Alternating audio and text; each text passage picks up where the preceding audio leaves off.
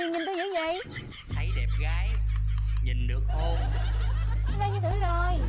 19 tuổi. Rồi hỏi chi vậy?